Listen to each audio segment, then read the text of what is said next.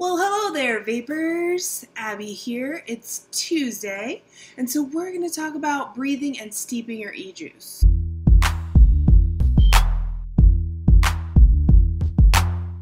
Step 1, order some eJuice. Step 2, shake that sucker up.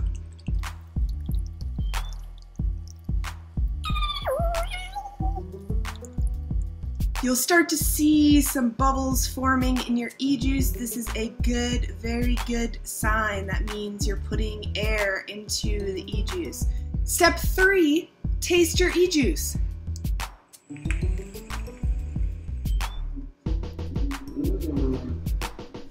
Yeah, buddy. If your eJuice tastes good, then great. You can vape it and steep it at the same time.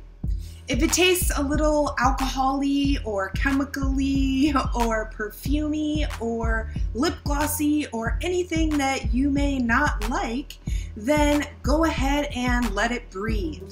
Step 5, letting it breathe.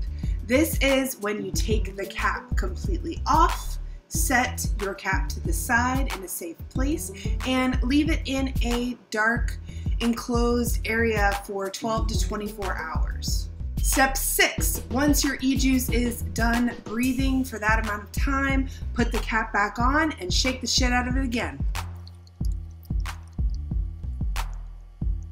Once you're done with that, vape it again, and if it tastes great, you're good to go.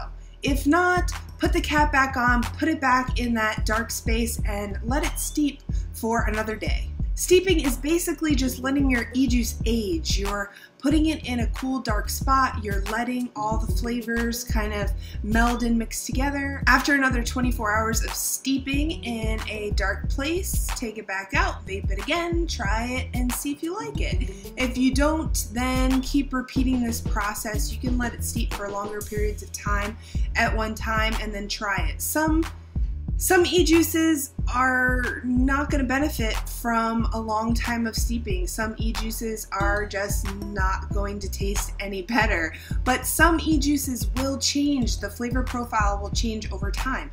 So you just kind of have to experiment with each juice as you get it, and then as you find ones that you really like, you'll learn the steeping time. Some vendors will also have a recommended steep time that they provide with their juice. Now, I know that some of you are going to say that breathing and steeping your eJuice is bullshit and that you shouldn't have to do it and that it doesn't really change the flavor of the eJuice. This may be the case for some juices, and I've seen studies where they've actually done some chemical reaction testing and things that I don't even know anything about, where the conclusion was it didn't really change the flavor. But this is what I have to say about that. You need to do your own experimenting, because I've found a few juice vendors that I've had to let breathe and steep, and the flavor is much better, and it just tastes a lot better, and it vapes a lot better, and I enjoy it a lot more. And I've turned eJuice that I don't even like into eJuice that I really like. So the moral of the story, the moral of this video is that you just need to kind of experiment with steeping and see if it's beneficial for certain juices. I want you guys to try it. If you're unhappy with a juice, just steep it. You're not going to vape it as it is anyway. You might as well just stick it in a closet somewhere and come back to it a week later and see if something's changed. I want to know what you guys think. Do you think that steeping helps eJuice bring out the flavor, mix it together, make it more subtle, whatever the case may be? Do you like to steep? Do you think that it turns an eJuice from one that you don't really like to one that you really like? Let me know in the comments below. Alright guys, that's it for me today. I hope you enjoyed this tip about steeping and breathing your eJuice. As always, give it a thumbs up if you liked it, subscribe if you haven't already, and I'll see you next time. Bye!